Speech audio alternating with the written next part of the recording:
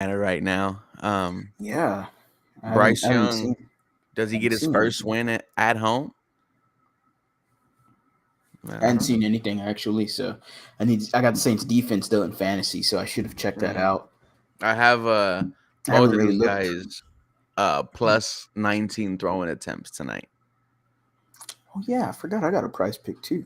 Yeah, so Let me hopefully, take a we look. make something shake right there. But as we start this episode, first of all, welcome everyone to Believe in the Houston Texans. I am one part of this show, Ruben Carvillo, and I am joined by my co-host, my guy, the handsome man, Harley Dugan. Welcome back. Hey, H10 football happened on Sunday, and before we even get to the into the game, can we just applaud the crowd? Solid crowd. Solid crowd. The most it's been filled in the past 2 years. Yeah. Outside, the tailgate scene was crazy. I was at the Nuff Cell tailgaters, and for every person I met, they asked, "Where is Harley? Where is the lead?" Harley, the fans are asking you for go out there to party with them before a Texans home game. But it was fun to see, the city excited again, man. Everyone was talking about CJ Stroud overcoming adversity of having now four offensive linemen, but the excitement was obviously there from the start. Pretty much stayed there the entire game until it was over. Harley, the Houston Texans are 0-2. 0-2 in the D'Amico Ryans era. Not really how you wanted to start, but you kind of expected this.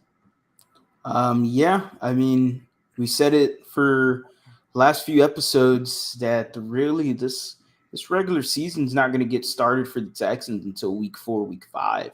I Mm. mean, that's just sad matter of fact. Like the offensive line is not healthy. We already know this. It seems like injuries just continue to pile on this team, and it feels like that's going to be the name of the game this year for the Texans.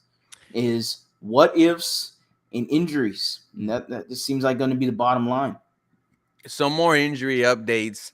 George Fant had went out in the game, ended up coming back, as did Derek Stingley. Tyvier Thomas apparently played the whole game with a broken hand, and now it requires surgery. He might be out for a number of weeks. The injuries just keep on piling it up, and Frank Z he made my heart break a little bit. Shout out to Frank Z. Do you know why Cully was the last coach to win at home? Because he understands the most important part of football is the football.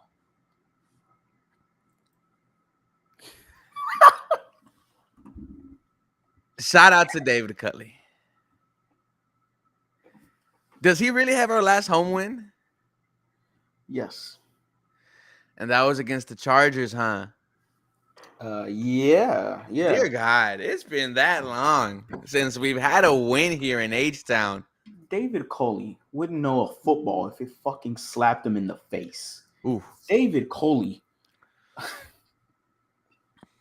David Coley. No, I'm not gonna get into David Coley.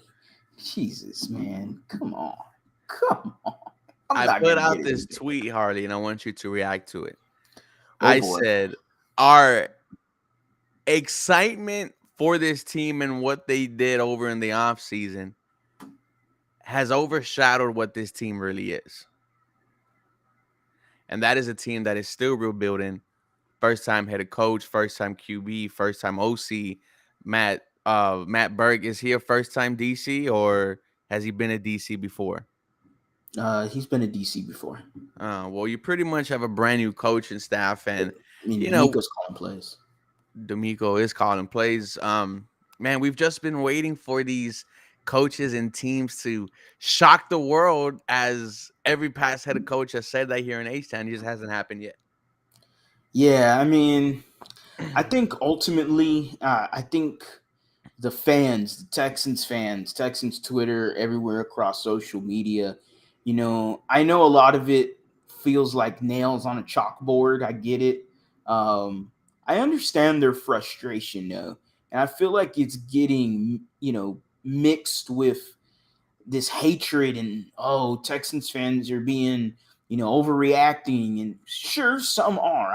I understand that, but I think at the end of the day, it's just we're frustrated, and it's impatience that Mm, is combined with frustration. We're thinking, hey, you just had one of the most hyped off seasons you've had in a long time. People kind of stirred away from, oh, this team is only returning. Most of these rookies are playing from the draft class. Last year's rookies, now our second year players, they're playing a lot. And you've added some vets, but obviously it's not enough. mhm. It was never enough to begin with. And, we were hoping that with a D'Amico Ryans, and I still believe this, that the Texans could win 6 games. Mm. I still believe that. If there's any coach that could come out of an 0-2 start and with the cards stacked against them the way that it's been stacked, I think it's D'Amico Ryans. I think that's a testament into how good of a head coach I believe he can become. Yeah, no, I 100% agree. And you bring out a word, impatience. I think that's what we are feeling. You Mm-hmm. know, you would have thought that this team would have went out there and as we, jump into the game, the Houston Texans just let everyone down in H-Town. They lose 20-30 run. The D'Amico Ryan's defense was one of your biggest disappointments of the day. No Yeah. matter who the quarterback was, Anthony Richardson, if he would have stayed in, he probably would have gashed you for 100 yards on the ground. He had 35 yards, 2 tutties. Garnu Minshew came in, didn't light you up through the air, but 171 yards, 1 tutty. You could not get to them, could not create a turnover. No sacks by this Houston Texans defense. Your linebackers were picked apart. I don't know who put out these stats today, but they were targeted almost 10 plus times and completed all 10 plus times. It is obvious that you need Jimmy Ward and Jalen Petrie back. But man, just not a strong performance from this Texans defense. Defense was sad, man. That was when we were talking to Colts fans, and specifically Lawrence Owen from Believe in Colts. Mm, The calling card for us was, well, our defense though. We're looking at week one going, oh man, look at what they did against Lamar Jackson and the Baltimore Ravens. mm-hmm, Baltimore Ravens are 2-0, and they're going to be a playoff team this year and could be maybe knocking on that door for a potential hopeful Super Bowl for them. So who knows? They'll be in the mix for sure. So the Texans containing Lamar Jackson and doing a fantastic job against him, I'm thinking, oh man, this team right here, they're gonna destroy the Colts mm. with this defense the way it was booming against Baltimore. We didn't have Jalen Peach first, second half. You didn't really see too much of a difference. You saw a lot of that difference against the Colts.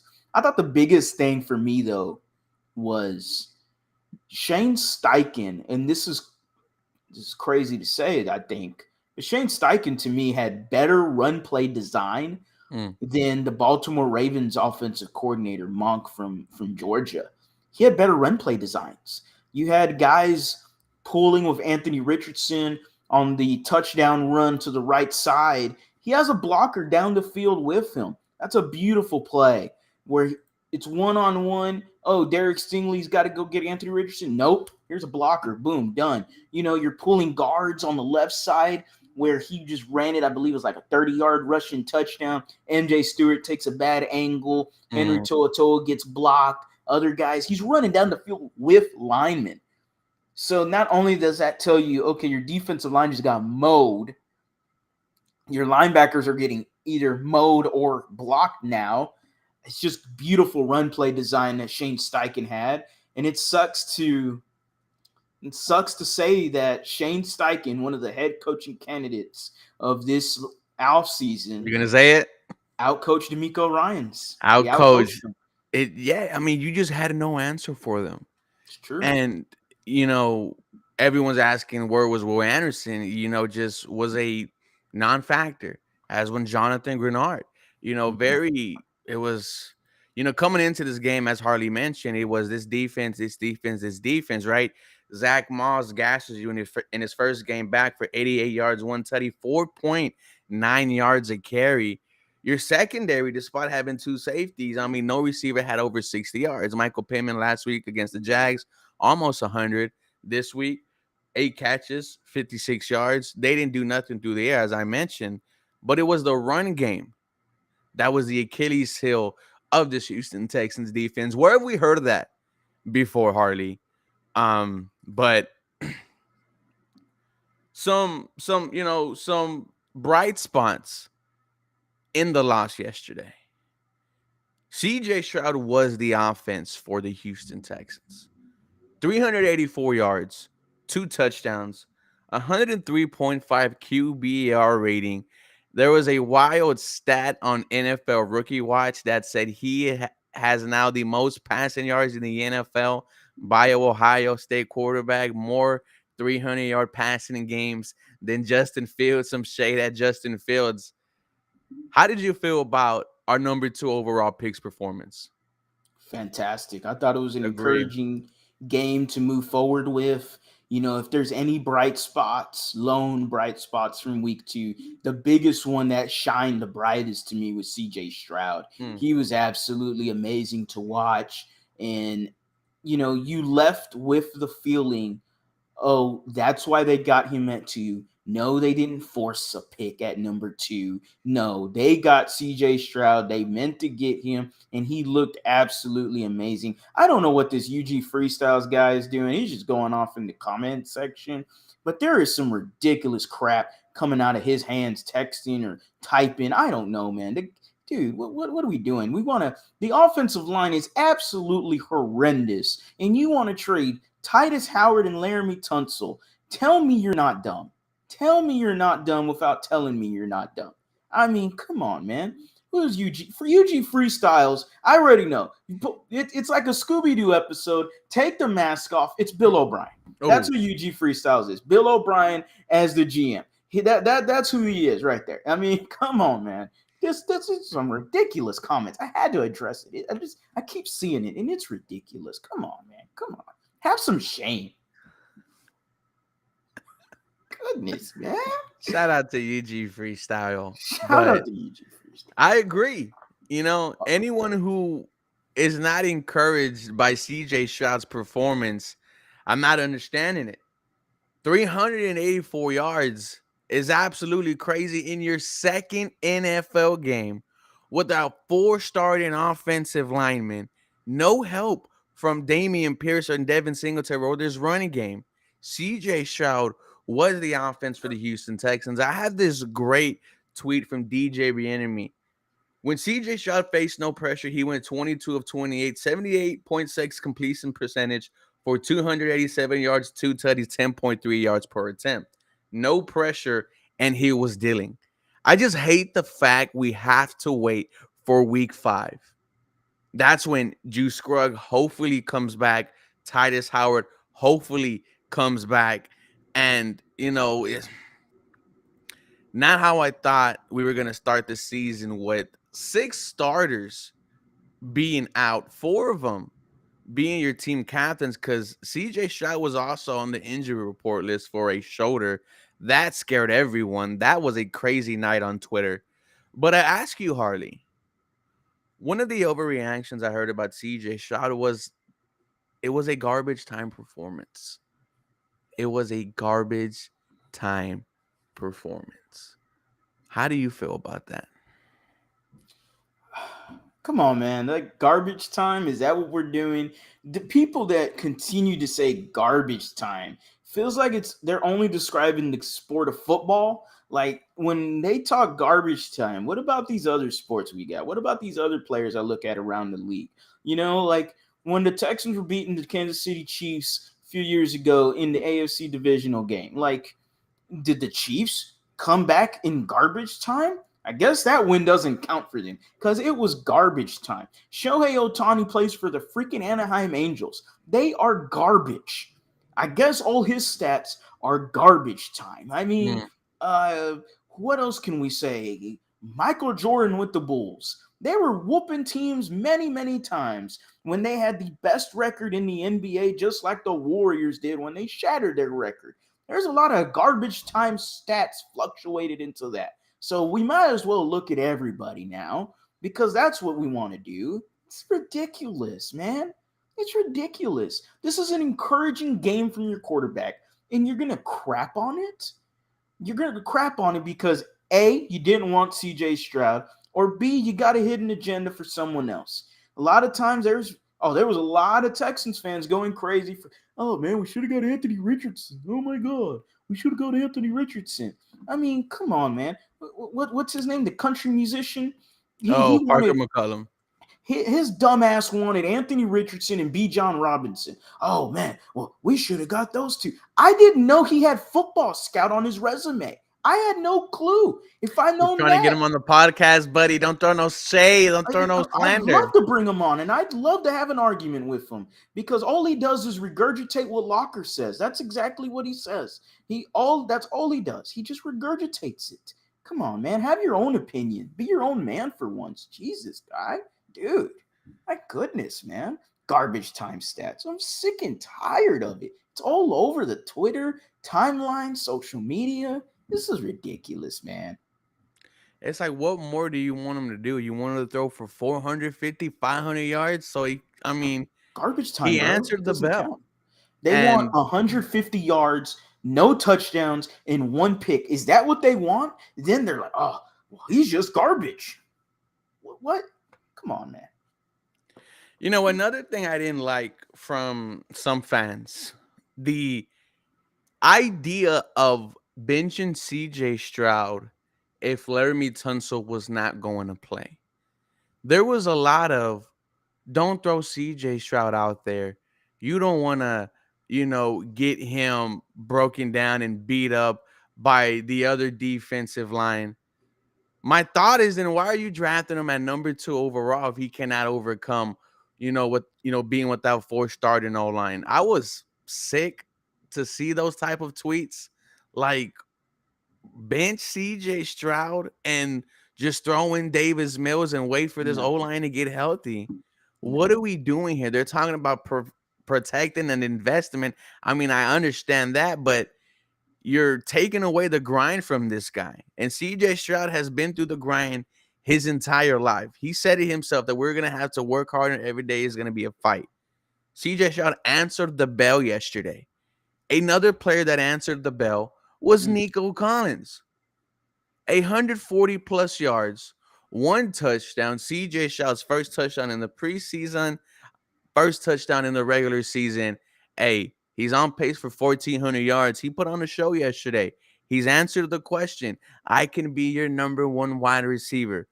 I saw a fun stat that him and Mike Evans were only 20 yards apart. Do we have our own Mike Evans here, man? But I love that Nico Collins has answered the bell in the first 2 weeks of the season. Yeah, man, it's been enlightening to see. It's something that Texans fans, I love UG Freestyles. It's something that Texans fans were clamoring about. They were not sure as well as us. There was some uncertainty around Nico Collins. I always believed that the height, his build, like just the way he looks like he could be a wide receiver 1. I think he's a wide receiver 2. There's no shame in wanting Mike Evans or T. Higgins, okay? There's no shame in wanting more weapons. I mean, it doesn't matter. So let's put that away. We know we'd like to have that. Nico's been amazing, though, these first 2 weeks. And that's a testament to when you got a good quarterback, huh? That's a very good testament to when you have a quarterback that is light years better than your backup quarterback. We've only seen 2 games from a rookie quarterback, the 2nd overall pick, CJ Stroud, and he's made Nico Collins made us had this conversation that he could be a number 1 wide receiver, and that is what good quarterbacks do. They do not, oh, well, Nico can't get open.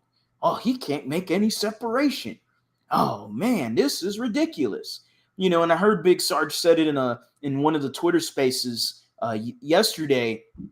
And I'm probably going to chop this up badly, but he was saying that CJ Stroud was looking at film from Nico Collins over the last 2 years, and noticed, man, he's open a lot. Mm-hmm. And I know that wasn't a shade to Davis Mills, but it definitely feels like a little shot over to number 10 over there, the fake number 10. All right. I like calling him fake number 10 because I know who my number 10 was. And I miss him very so. Just like UG Freestyles misses his old number 10. So with that being said, Nico has proved himself in 2 weeks. He Mm-hmm. still got a lot to go. All right. And we still got a whole season to play out. So I'm hopeful. I am hopeful, and I am encouraged to see the rest of his games. Yeah, no, you feel good about your receiving core more now that Nico Collins has bought out these past 2 weeks. Tank Dell, 70 Mm. yards, 1 touchdown, breaks a tackle, takes it to the crib. See, he is everything as advertised. When the ball is in Tank Dell's hands, he is going to make something happen. Robert Woods, another solid day. Robert Woods is a clutch receiver for Mm-hmm. CJ Shaw. Whenever it's a third down or a fourth down, it is going right to Robert Woods. Robert Woods has been, a pleasant surprise these first 2 games with the Houston Texans. But coming into these first 2 games, I did not think this passing attack was going to be the highlight of this Houston Texans offense. You obviously thought it was going to be Damian Pierce and Devin Singletary, but because his offensive line is so bad, and I mean, it is so bad. One of the best running backs in the NFL last year gets hit 3 yards behind the line of scrimmage. It's insane, dude. It's tough. I definitely believe it's the offensive line. Um, That's the only answer, man. It's that. I mean, you're without Laramie Tunsil. I mean, you could chalk up Kenyon Green if you want to, right? Out for the year. Juice Scruggs, Titus Howard. Like, that's huge. mhm. And Dalton Yeah, Risner signs with the Vikings today. yeah, that. I mean, I know it doesn't necessarily solve all of your offensive line issues, but a band aid is helpful. you Hmm. know, Even if it's a some skinny band-aid. Yeah, man. Some first aid is helpful. I wouldn't have mind a little first aid on my cut. Yeah, I would have liked that. Yeah, with the LA Knight. Yeah, Yeah. I'm so yeah. I would have liked that. I would have liked the Dalton Risner. The running game is tough right now. It's tough to explain it. I mean, I know a lot of Texans fans are just jumping off that train of Damian Pierce, I've and heard some Steve Slayton comparisons. I'm not. I'm not gonna go there. I'm not gonna overreact to 2 games. Oh, he's not what we thought he was. 2 games? Like, are we gonna really do this? 2 games with zero linemen. Like, this isn't just the backups. Like last year we had a bad offensive line. One of the Most of worst in the them league. but yeah. Like this is bad.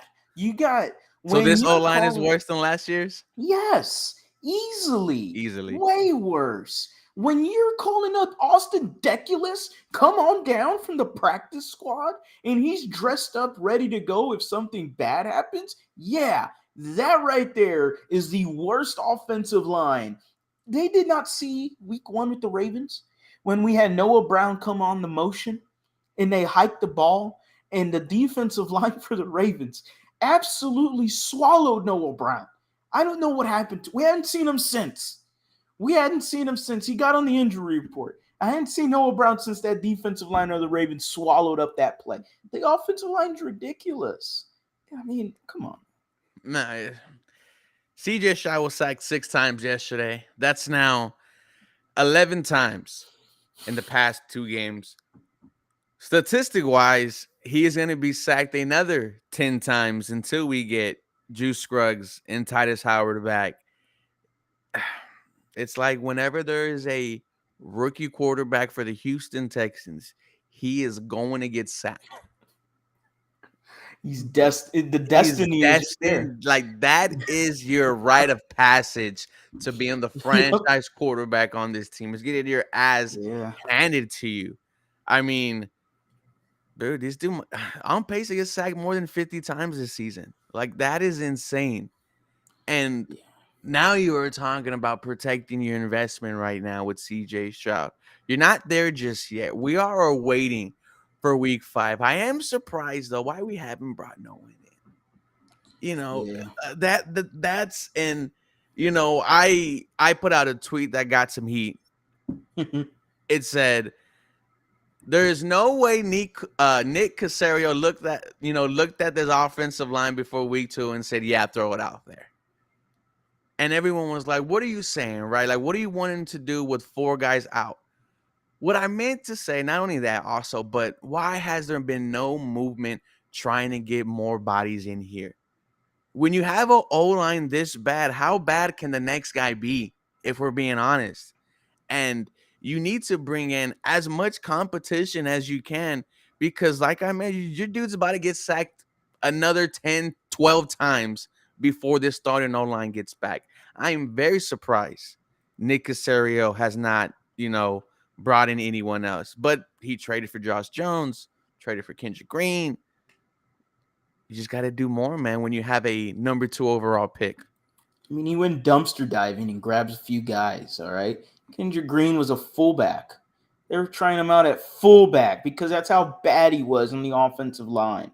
We're just hoping that maybe he's a scheme fit and maybe it works, Mm. and we putting our hands up in the air like this, because we can't do nothing, you know. Josh Jones, I mean, he's a decent player. He isn't anything special. He's a backup for a reason.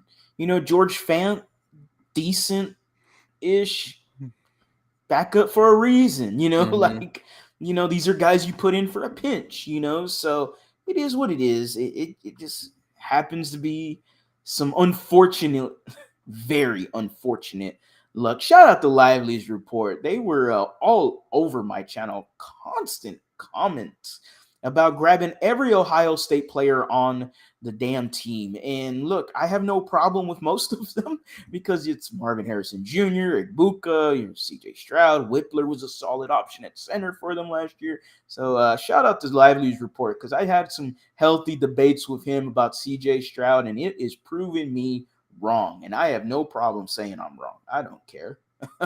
Shout out to Lively Report, man. And as we come to the end of today's episode, once again, we're talking about another Houston Texans out. This one hurt a lot. Hurt a Yeah. lot because you wanted this game to be a sign of all the BS you went through in the past 2 years was coming to an end. Yet it's the same issues that plagued the Houston Texans have plagued them years before. Where have you heard this before, Harley? A horrible offensive line and a defense that cannot stop the run. Next week, we have the Jacksonville Jaguars. Is that enough? I mean, are we already chalking this up as a L with this offensive line, man? You kind of have to, right? Like, do you start putting these as automatic L's because of the offensive line? It's that bad. It is that bad. But your quarterback's still able to throw for almost 400 freaking yards. Just crazy. Yeah, it is what it is with the Texans right now. We're 0-2. We move on to next week. That's it. Play the Jacksonville Jaguars. I mean, it is what it is. The Jaguars are no slouch. They're a solid team. They beat the Colts week 1. They lost to the Chiefs just this last week or yesterday.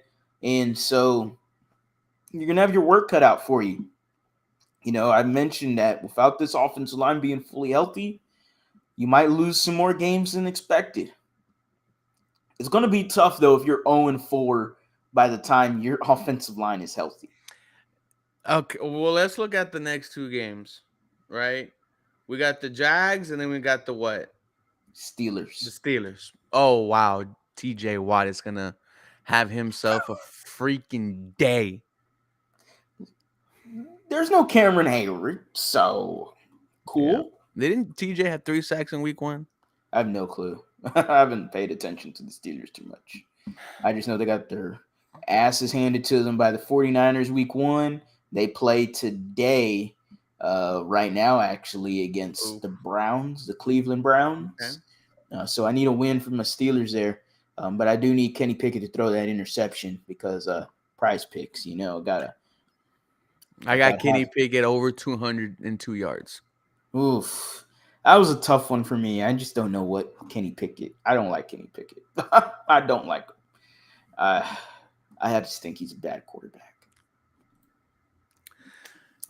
Comment to end the night. Michael said, "We're going 0-17. Let's face it.